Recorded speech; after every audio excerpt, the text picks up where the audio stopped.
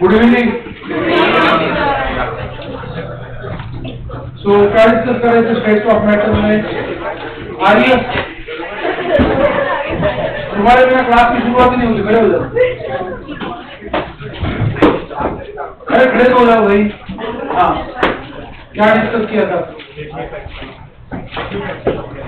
हाँ, liquefaction of gas discuss किया था। तो कुछ पैरामीटर्स उसके अंदर जो हमने डिस्कस किए, टेम्परेचर, प्रेशर, वॉल्यूम को critical temperature, critical pressure, critical volume. सबसे पहले क्या डिफाइन किया? हाँ, इट इज द नहीं होता है, that is the maximum temperature at which liquefaction is possible. उसके ऊपर पॉसिबल नहीं है, कितना भी प्रेशर बढ़ाए तो भी। करेक्ट? क्रिटिकल प्रेशर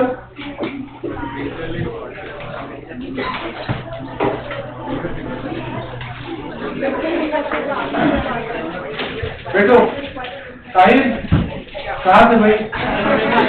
हाँ हाँ, इसलिए पूछ रहा हूँ मैं कहाँ से।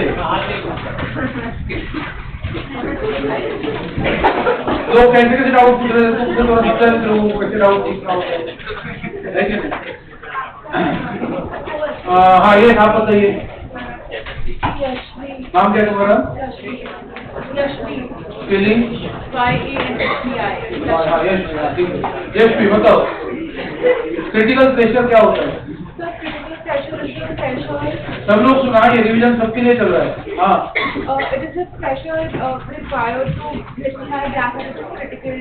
हाँ, तो उसके अंदर कोई मिनिमम मैक्सिमम ऐसा कोई कंडीशन है क्या? It is the particular pressure which is required to liquefy gas at its critical temperature and critical volume 1 mole of gas, Cc, which is automatically defined। सही बात है। और उसका ये ZC क्या था? ZC मतलब compressibility factor at critical point, that is called ZC। वो क्या होता है? 3/8 फिक्स होता है। करेक्ट? तो ये हमने डिस्कस किया था। बॉइलिंग टेम्परेचर भी डिस्कस किया होगा। Temperature at which real gas behaves as an ideal gas over a range of pressure. Correct? What happens above critical, boiling point? Sorry, boiling temperature. Above boiling temperature. हाँ, yes, there is positive deviation. ये अच्छे से याद रखना, कहीं note करके रखना. At temperature greater than boiling temperature, gas shows positive deviation. Note करो ये point. At T greater than TB, gas shows positive deviation. ठीक है? So अभी हमारे लास्ट दो सेक्शन बाकी है, एक फर्स्ट और एक लास्ट. पूरे एनसीईआरटी के हिसाब से देखा जाए फर्स्ट सेक्शन कौन सा था? इंटरमोलिकुलर फोर्सेस ना, तो वो एक बाकी है. और लास्ट कौन था? Liquid state. बाकी बीच का गैसियस स्टेट पूरा खत्म हो चुका है. ठीक है, तो यही दो सेक्शन आज हम कवर करेंगे. टाइटल लिखो इंटरमोलिकुलर फोर्सेस. ये थोड़ा थ्योरेटिकल है, थोड़े पॉइंट्स आपको लिखने होंगे, मैं डिस्कस करते जाऊंगा. Intermolecular forces. तो पहले मुझे बताओ what type of intermolecular forces are there? Attractive या रिपल्सिव? मतलब दोनों होते हैं, लेकिन मेजर रेंज में कौन से होते हैं? Attractive. Repulsive come into picture when molecules are very close to each other. बाकी नॉर्मल रेंज में they are always attractive.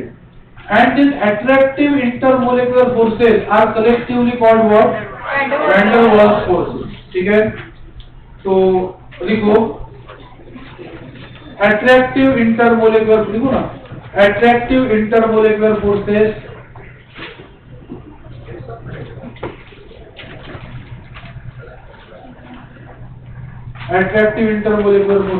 are collectively called. Spelling देखो मैंने सामने लिखा है. यूजुअली हम ये गलती लिखते हैं, कई अपॉस्ट्रोफी दे देते हैं, V कैपिटल बनाते हैं, ऐसा कुछ नहीं. V स्मॉल है, D भी स्मॉल है, W कैपिटल है, डबल ए एल एस, कहीं भी अपॉस्ट्रोफी नहीं है. गिब्स फ्री एनर्जी में भी अपॉस्ट्रोफी बनाते हैं कि वो भी नहीं होती. स्टोक्स लॉ में भी अपॉस्ट्रोफी नहीं है.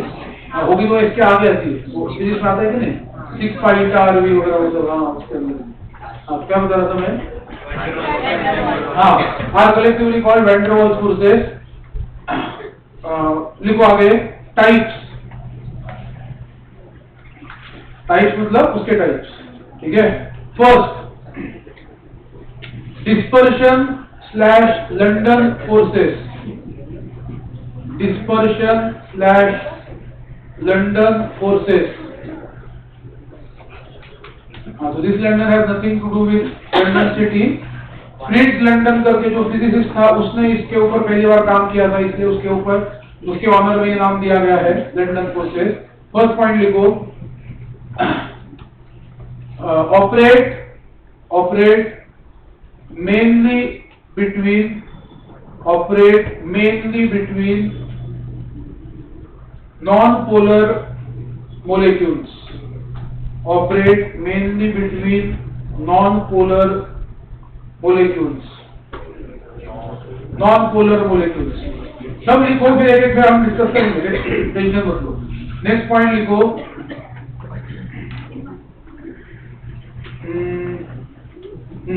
it is the attraction or attractive force. It is the attractive force between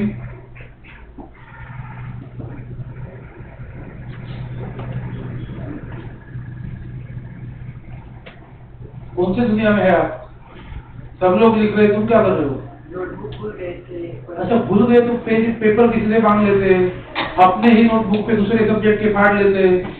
क्या दिमाग लगाते हैं मतलब. नोटबुक भूल गए तो क्या हो गया? तो मैं वहां से थोड़ी नोट बता रहा हूँ, तुम अलग से कुछ बता रहे हो ना, वो बाद में पढ़ने के लिए होता है. तुम्हारा नाम क्या है? पुष्कराज. हाँ, समझा कि नहीं? तो लिखो. हाँ, क्या लिखा? It is the force of between instantaneous or temporary dipoles.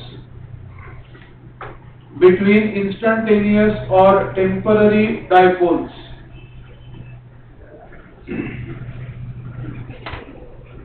ठीक है, next point, interaction energy interaction energy proportionality का sign inversely proportional to r raised to 6, वो बैच में से आया होगा। Interaction energy inversely proportional to r raised to 6, मतलब proportional के आगे 1 upon r raised to 6, समझ में आ रहा है ना? हाँ, नेक्स्ट लिखो, they are important, हाँ, सब टेंशन तो सब बताओ, ठीक है? थियोरेटिकल एनालिसिस थोड़ा हम लिख रहे हैं पहले, उसके बाद एक पॉइंट डिस्कस करेंगे, ठीक है? हाँ, क्या लिखा? हाँ, they are important only at short distances, important only at short distances, in bracket approximately, ऐसे पता है ना, ऐसे साइन बनाते हैं approximately का, हाँ ऐसा है, हाँ 500 पिकोमीटर, शॉर्ट डिस्टेंस मतलब कितना? अप्रोक्सीमेटली 500 पिकोमीटर के अंदर, ज्यादा वक्त नहीं चलेगा। And last point, their magnitude depends on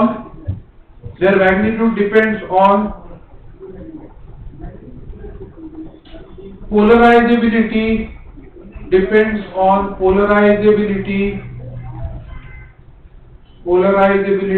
of molecules, हाँ, अभी सामने ध्यान दो। सो इसमें ये जो फोर्सेज है किसमें एक्ट करते हैं? अरे वो ठीक है, नॉन पोलर मोलेक्यूल के बीच में, करेक्ट है। Best example is our noble gases. तो पहले ये मानते थे कि नोबल गैस में कोई भी इंटरमोलिकुलर फोर्स ऑफ अट्रैक्शन नहीं होगा, लेकिन अगर ऐसा होता तो क्या हम नोबल गैस को लिक्विफाई कर पाते? नहीं कर पाते। लेकिन उन्होंने पाया कि हम लिक्विफाई कर सकते हैं under high pressure and low temperature, liquefy तो कर सकते हैं। इसका मतलब कोई ना कोई इंटरमोलिकुलर फोर्सेस जरूर होंगे कि नहीं, उसके बिना liquefaction is not possible, correct है। तो तब तक क्या मानते थे? अट्रैक्शन किसके बीच में होगा? पॉजिटिव निगेटिव चार्जेस के बीच में, मतलब डाइपोल्स के बीच में, चार्जेस के बीच में। अब ये तो पूरे नॉन पोलराइज्ड के अंदर इलेक्ट्रॉन क्लाउड जो है यूनिफॉर्मली डिस्ट्रीब्यूटेड है, तो कैसे एक्सप्लेन करेंगे इंटरमोलिकुलर फोर्स ऑफ अट्रैक्शन? तो यही जो फ्रिट्ज लंडन था उसने ये थियरी एक सामने रखी कि वैसे देखा जाए तो दे आर कंप्लीटली न्यूट्रल और there is uniform charge distribution, मतलब इसके अंदर ये सेंटर पे कौन है? मान लो ये नोबल गैस का कोई एटम है, सेंटर पे न्यूक्लियस है, बाकी electron cloud is uniformly distributed, correct है। तो इसमें पोल्स रहेंगे क्या? नहीं रहेंगे। बट इट मे हैपन, उसने ऐसे ही बोला, मतलब उसका कोई रीजन उसने दिया क्या? नहीं। But it may happen that at some instant electron cloud of this molecule gets distorted, और ये डिस्टॉर्शन की वजह से क्या हो जाएगा? मान लो ये दो मोलिक्यूल ऐसे आजू बाजू में थे, ये दो मोलिक्यूल एटम जो भी है आजू बाजू में थे, अभी इस सिचुएशन में उनका इलेक्ट्रॉन क्लाउड यूनिफॉर्मली डिस्ट्रीब्यूटेड है, but it may happen that एक का इलेक्ट्रॉन क्लाउड क्या हो जाता है? डिस्टॉर्ट हो जाता है, और मान लो इलेक्ट्रॉन डेंसिटी जो है वो लेफ्ट एंड में एक्यूमुलेट हो गई, ठीक है, तो राइट एंड में क्या आ जाएगा? पॉजिटिव चार्ज, करेक्ट है। So because of this what will be the effect of this polarization? इसको कहते हैं पोलराइजेशन। दो ऑपोजिट पोल्स जनरेट हो गए कि नहीं, एक पॉजिटिव एक negative, they are called poles, and generation of poles is called polarization. तो ड्यू टू दिस पोलराइजेशन बाजू के मोलेक्यूल पे या एटम पे कोई इफेक्ट पड़ेगा क्या? क्यों नहीं पड़ेगा? अब इसका जो पॉजिटिव चार्ज है इसके इलेक्ट्रॉन क्लाउड को अट्रैक्ट करेगा कि नहीं, तो ये मोलेक्यूल या एटम भी क्या हो जाएगा? पोलराइज हो जाएगा। इसके एंड पे कौन सा आएगा? नेगेटिव, यहाँ पे क्या हो जाएगा? Positive. And then there will be what? Force of attraction between this instantaneous dipoles. ये दोनों डाइपोल हो गए कि नहीं? इनके अंदर अभी पॉजिटिव नेगेटिव एंड्स है, that means they are dipoles, but are they permanent dipoles? They are generated out of polar molecules और non polar molecules? Non polar. So as such they are non polar, उनका permanent dipole moment मतलब zero है, but for an instant ये dipole generate होता है, जिसके वजह से बाजू वाले मोलेक्यूल में भी डाइपोल इंड्यूस होता है, और इन दोनों के बीच में जो फोर्स ऑफ अट्रैक्शन है that is what? Dispersion force. नाम में ही लिखा हुआ है डिस्पर्शन, मतलब यहाँ पे चार्ज डिस्पर्स हो गया कि नहीं?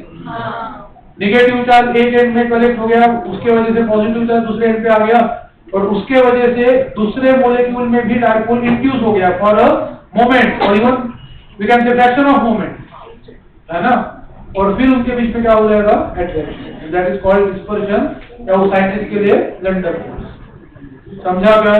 बात वही है, देखो अगर किसी ने पूछा ऐसा होता क्यों है, what is the reason behind, कि ये तो ठीक है, इसका तो बोल सकते हैं कि इसके अंदर पोलराइजेशन हो गया तो उसके वजह से इसमें हो गया, लेकिन इसका ही क्यों हुआ सबसे पहले, किसी के पास आंसर नहीं है। समझा? लेकिन होता होगा ही, क्यों? अदरवाइज लिक्विफैक्शन पॉसिबल नहीं होगा। लॉजिक समझ में आ रहा है? बैक ट्रेसिंग चल रहा है बेसिकली, इफेक्ट को देख के कॉज तक जा रहे हैं, जनरली हम पहले कॉज देखते फिर इफेक्ट पे जाते हैं ना, तो ऐसा नहीं है, इफेक्ट देखा बिना कॉज होना ही चाहिए, ऐसे करके इस फोर्स को उन्होंने प्रपोज किया था। समझा? फिर बाकी छोटे छोटे पॉइंट जो हमने लिखे, उसके आगे क्या लिखा है देखो। हाँ, अब ये सारी बातें जो है वो क्या है, एक्सपेरिमेंटली प्रूवन या फिर डिटरमिन्ड, एक्सपेरिमेंटली फाइंड आउट किया गया था कि इंटरैक्शन एनर्जी जो है it is inversely proportional to r⁶. ये पॉइंट हमें एग्जाम के लिए इंपॉर्टेंट हो सकता है, इनकरेक्ट करेक्ट स्टेटमेंट के अंदर आ सकता है ना कि interaction energy of dispersion forces is directly proportional to r⁶, तो वो गलत रहेगा, या इनवर्सली प्रोपोर्शनल टू r³ या r² ऐसे करके कुछ दे दिया तो वो गलत रहेगा। समझ में आ रहा है? बाकी ये स्ट्रॉन्ग फोर्स है या वीक फोर्स है, rather this is the weakest intermolecular force of attraction, इसीलिए it is operative only at short distance.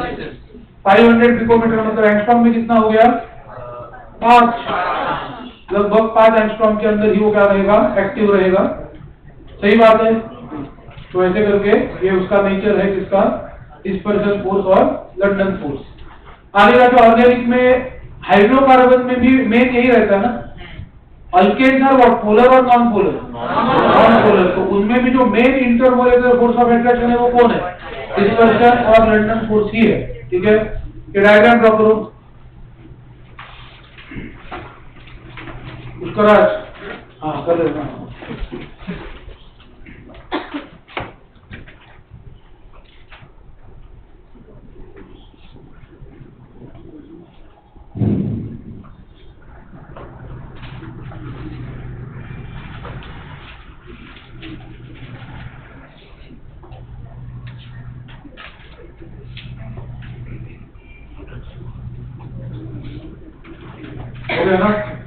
Next we go dipole forces.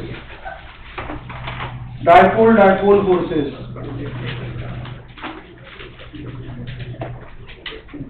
First point देखो, first operate between what? Temporary dipoles or permanent dipoles? Permanent dipoles. Permanent dipoles, in bracket polar molecules, in bracket polar molecules, in bracket polar molecules। पहला point repeat कर, हाँ पहला point, हाँ कुछ तो लिखा होगा, हाँ तुम ही बताओ, मजाक कर रहे थे बस उतना ही बताने और कुछ नहीं बताया। Operate between permanent dipoles in bracket polar molecules. ठीक है, हो गया। अभी कैसा है, पुराने जमाने में टीवी भी होता तो कैसे होता था, जो आएगा वो चुपचाप देखना पड़ेगा, तो वैसी मेंटेलिटी थी। अभी कैसा हो गया, यूट्यूब है ना, यूट्यूब आप तो और भी क्या क्या वो देखते होंगे, तो उसके अंदर तो आगे करो पीछे करो, आगे करो पीछे करो, अपने इच्छा के अनुसार सब कुछ चलता है, तो वो शटल मेंटालिटी डेवलप हो जाती है। हर चीज में वही आगे करो पीछे करो, जैसे वापस करो, ऐसे करते। क्या बोला, समझा कि नहीं? इसलिए सही बात है ना। प्लीज प्लीज राइट डाउन, आप प्लीज बताओ मुझे पहले, ये जो फोर्स रहेगा वो लंडन फोर्स से स्ट्रॉन्ग रहेगा या वीक रहेगा? स्ट्रॉन्ग रहेगा। और एक आयन और डायपोल में जो फोर्स रहेगा उससे स्ट्रॉन्ग रहेगा या वीक रहेगा? देखो सुनो सुनो, एक है तुम्हारा इंस्टेंटेनियस डायपोल, दूसरा है परमानेंट डायपोल और तीसरा है आयन। इंस्टेंटेनियस डायपोल तो वैसे मरा हुआ है, उसमें तो कभी कभी चार्ज डेवलप होता है, परमानेंट डायपोल में चार्ज परमानेंट है लेकिन पार्शियल रहेगा ना, HCl molecule, HF molecule, delta plus delta minus रहेगा। लेकिन आयन के ऊपर क्या है, फुल्ली डेवलप्ड है, जो भी पॉजिटिव नेगेटिव फुल्ली डेवलप्ड है। लॉजिकल बात है, जितना चार्ज ज्यादा रहेगा उतना फोर्स क्या रहेगा, स्ट्रॉन्ग रहेगा। तो आयरन डायपोल तो इससे भी स्ट्रॉन्ग रहेगा ना, समझा कि नहीं? तो लिखो, it is stronger than London forces और डिस्पर्शन फोर्सेस, जो भी आप लिखना चाहते हो। It is stronger than dispersion force but weaker than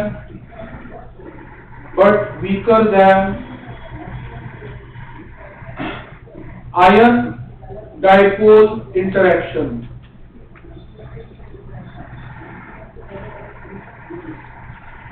ठीक है, नेक्स्ट पॉइंट लिखो। ऐसे बताओ मुझे पहले, दो डायपोल के बीच का डिस्टेंस जितना बढ़ेगा उतना ये फोर्स ऑफ अट्रैक्शन बढ़ेगा या कम होगा? कम होगा। ये तो आप इलेक्ट्रोस्टैटिक्स में पढ़ते ही हो, कूलोम्ब्स लॉ ये तो बताता है ना, distance between two charges increases, force of attraction और रिपल्शन डिक्रीजेस। सही बात है। तो जितने वो जो आर था वो क्या था, रेडियस नहीं था, डिस्टेंस ही था। Distance between that was in between two instantaneous dipole.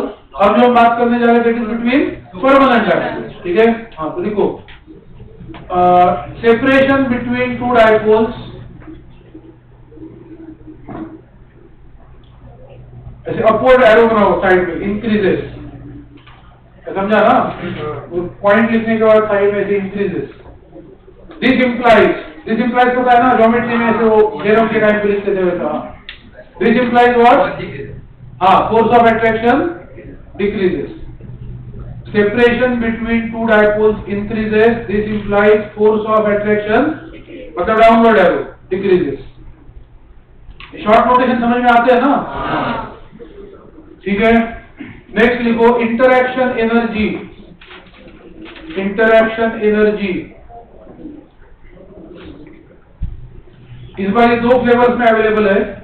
First is for stationary dipoles and second one is for rotating dipoles. Rotating मतलब अपने एक्सिस के अराउंड जो रोटेट करेंगे, है ना?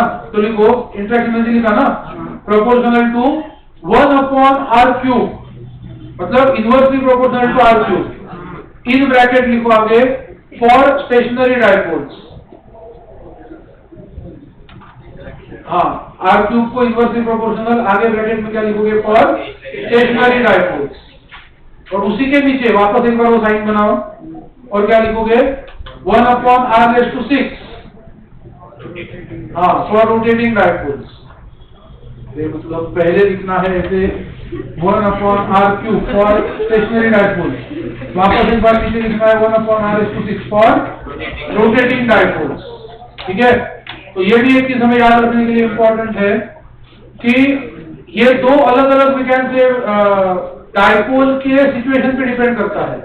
अगर डायपोल स्टेशनरी रहेगा मतलब किसमें, सॉलिड स्टेट में, तो फिर उसमें इंटरैक्शन एनर्जी क्या रहेगी, 1/r³। लेकिन रोटेटिंग के लिए 1/r⁶। मतलब जो डिपेंडेंस है वो स्ट्रॉन्ग किसमें है, स्टेशनरी में नहीं, रोटेशनल में, रोटेटिंग में। तो लॉजिकल बात है, स्टेशनरी में मान लो तुमने डिस्टेंस डबल किया तो इंटरैक्शन एनर्जी कितनी हो जाएगी, 8 टाइम्स या 1/8 टाइम्स, 1/8 टाइम्स। लेकिन वही रोटेटिंग में अगर किया तो 1/64 टाइम्स हो जाएगी ना। r³ का ही वापस एक बार स्क्वायर कर दो, है कि नहीं? तो 8 का स्क्वायर 64।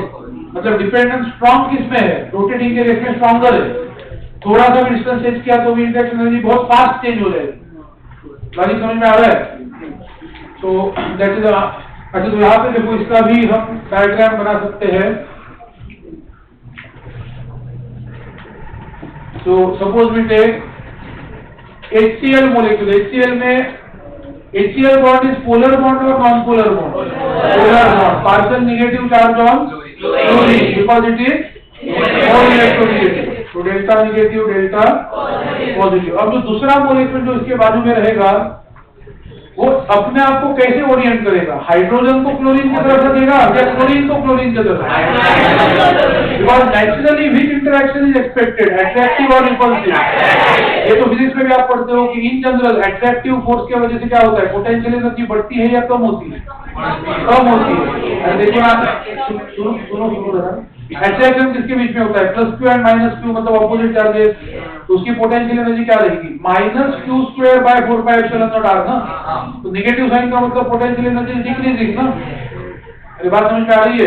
तो इन जनरल अट्रैक्शन की वजह से पोटेंशियल एनर्जी कम होती है, मतलब स्टेबिलिटी क्या होती है? बढ़ती है। समझ में आ रही बात? So naturally they will tend to attract each other. तो फिर यहाँ पे किसको ओरिएंट करेगा वो? हाइड्रोजन को। यहाँ पे फिर डेल्टा प्लस डेल्टा माइनस, इनके बीच में जो फोर्स ऑफ अट्रैक्शन रहेगा that is what? Dipole force of attraction. ठीक है, बस इतना बना दो साइड में।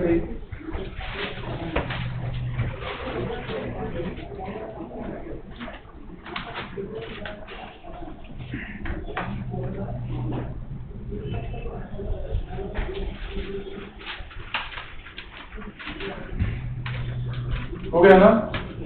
अब एक पॉइंट हाईलाइट करके लिखो इसी के अंदर, dispersion forces are also present. Dispersion forces are also present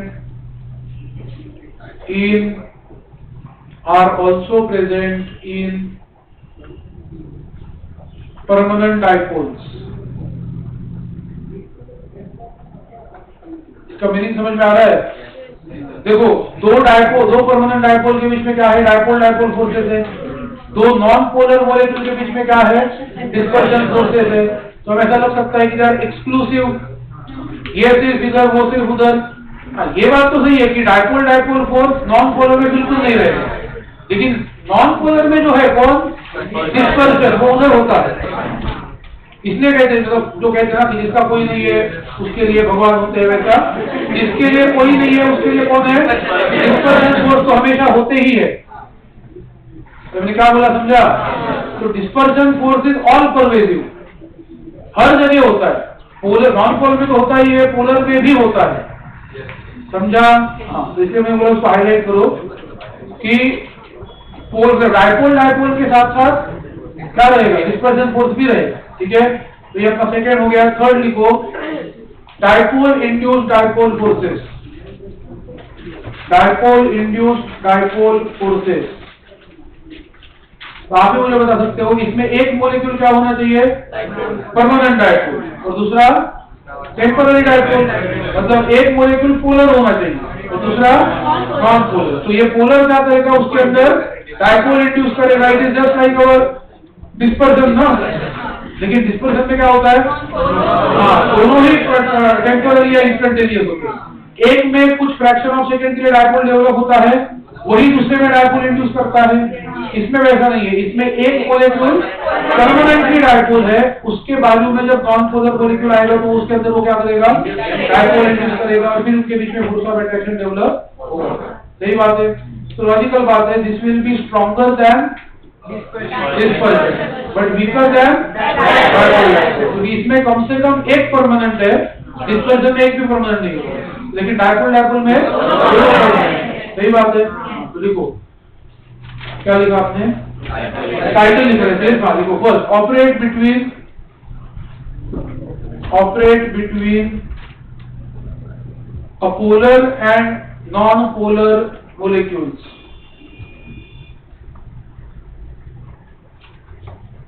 Operate between polar and non-polar molecules. तुम क्यों नहीं लिख रहे हो अभी? हाँ, बुक है ना तुम्हारे पास? आगे तो अभी देख रहे हो इधर-उधर क्या लिखा? Operate between a polar and non-polar molecules. अच्छा, फास्ट लिखते हो। Very good. हाँ, नेक्स्ट लिखो, under the influence of, second point, under the influence of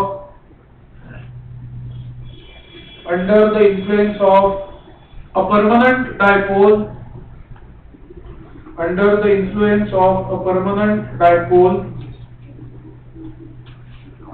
an instantaneous dipole is induced. An instantaneous dipole is induced in neighboring what? Non-polar molecule. In neighboring non-polar molecule.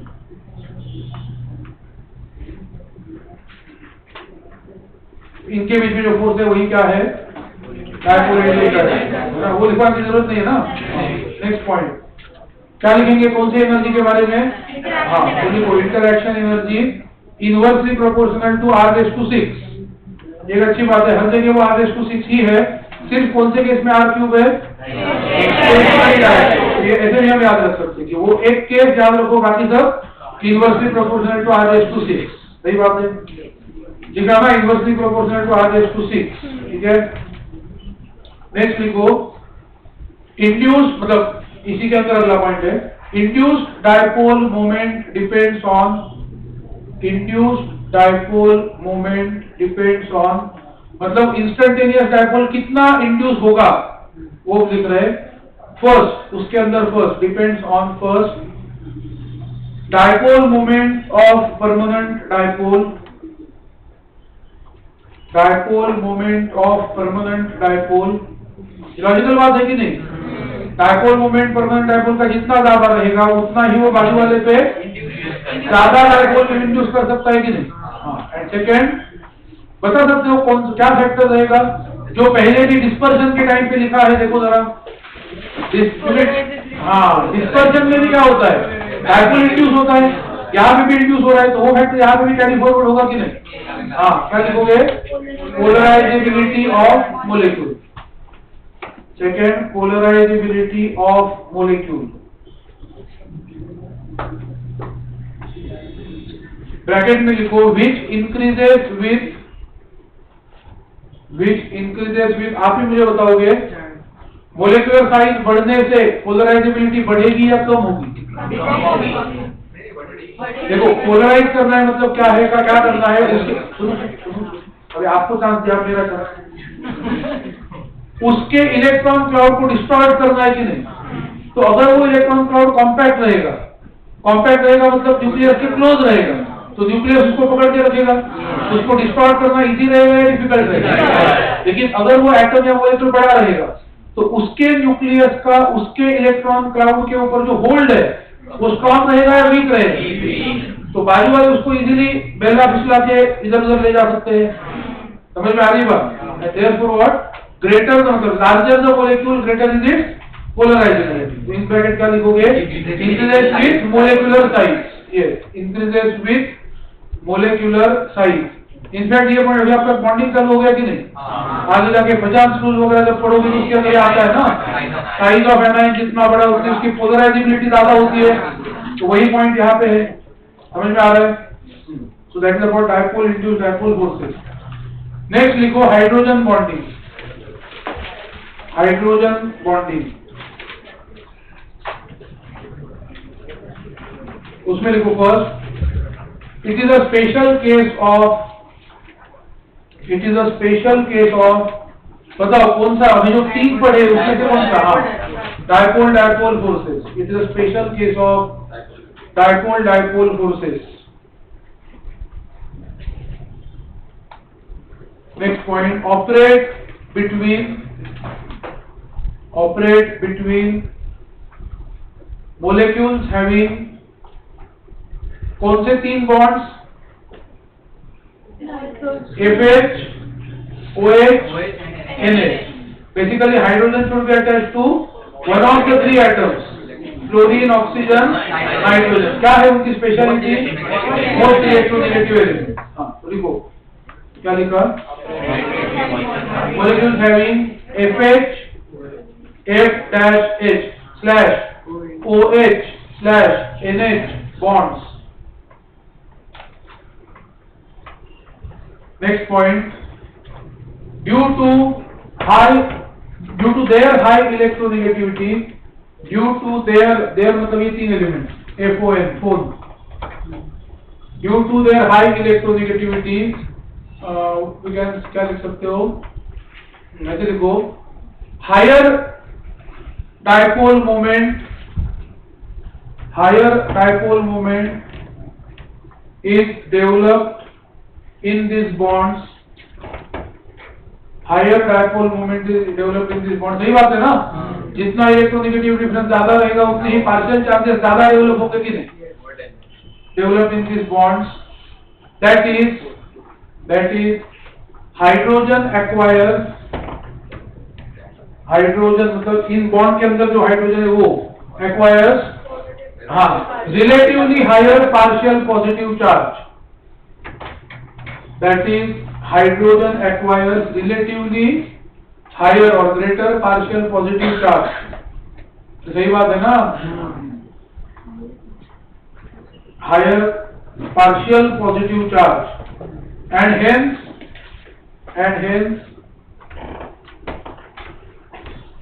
dipole force developed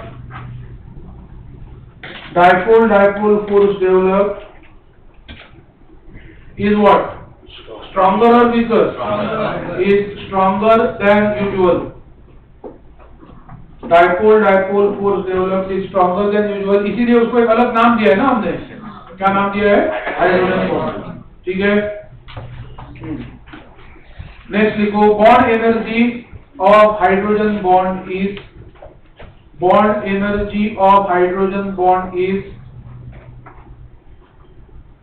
10 to 100 kilojoule पर मोल।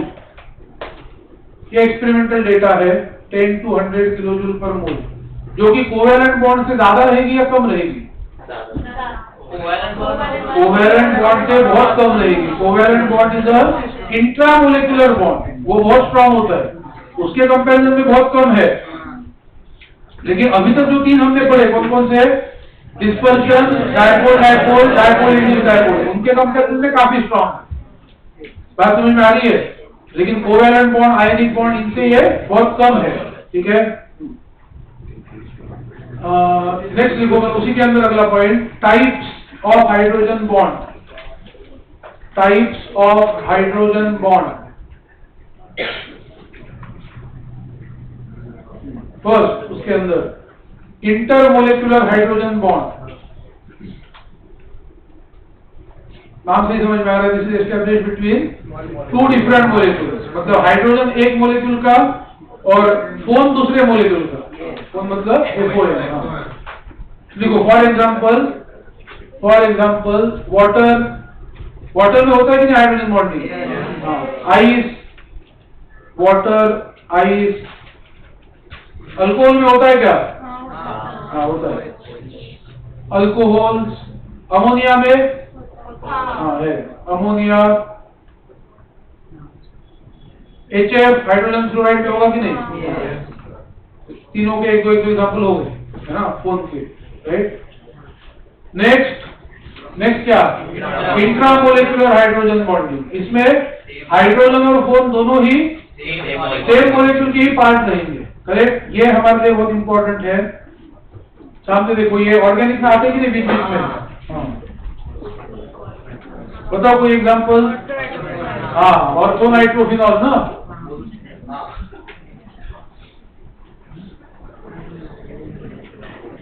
यहाँ पे suppose OH है और यहाँ पे कौन है?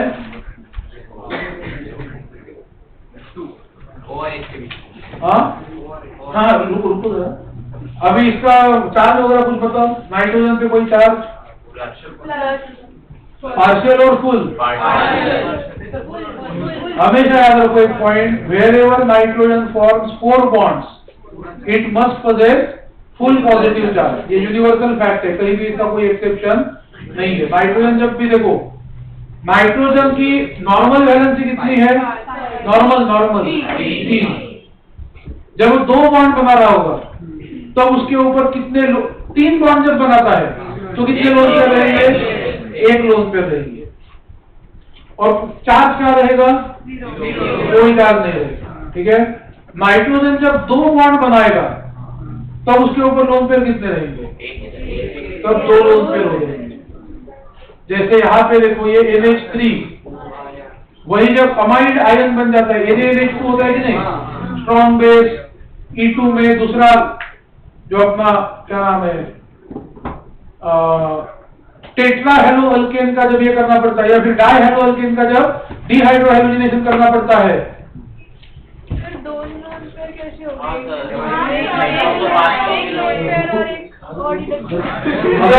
आपकी अनुमति होगी तो मैं सब बताऊंगा, लेकिन पहले ये देख लो जरा।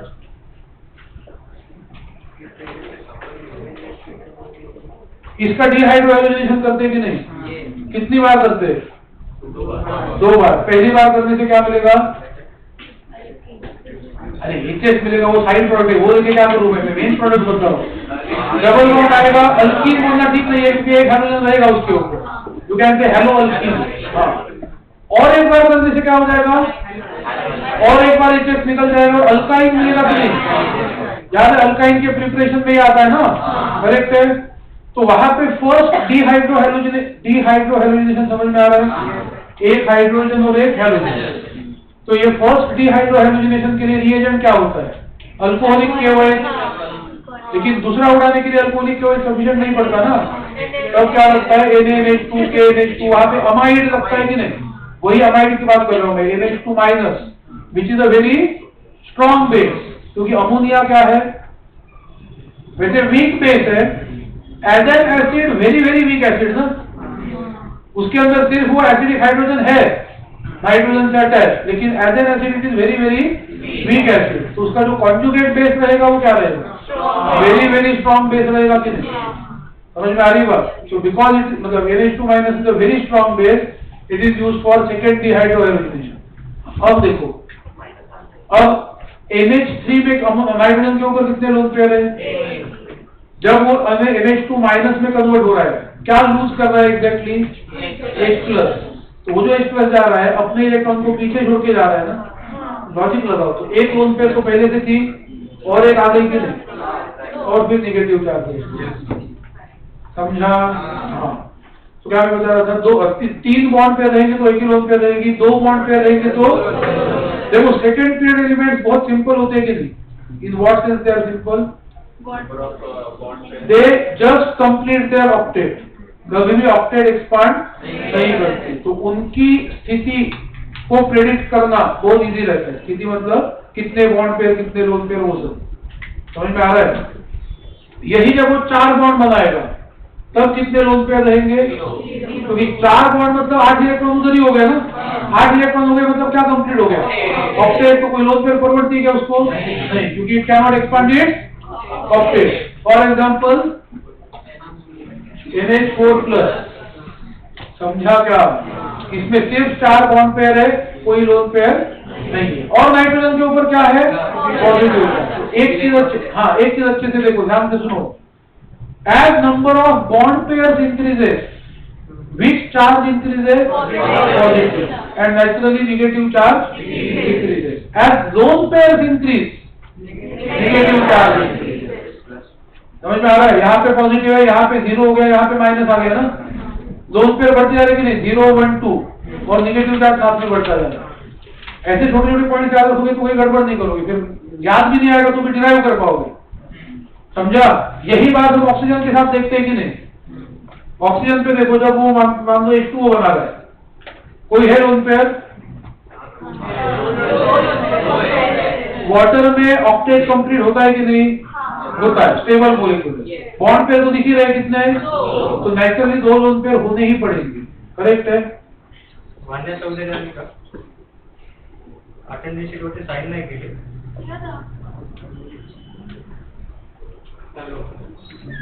गरीब फोन लाओ। हाँ देखो, क्या मैं बता रहा था, कितने बॉन्ड पेयर है? 2 प्लस लोन पेयर कितने हैं? 2। कोई चार्ज है उसके ऊपर? जब इसका प्रोटोनेशन होता है, प्रोटोनेशन मतलब एडिशन ऑफ H+, तब क्या बनेगा ये? हाँ, हाइड्रोनियम आयन H3O प्लस कितने लोन पेयर? 1, क्योंकि कोऑर्डिनेट बॉन्ड है ना वो। तो बॉन्ड पेयर कितने हो गए?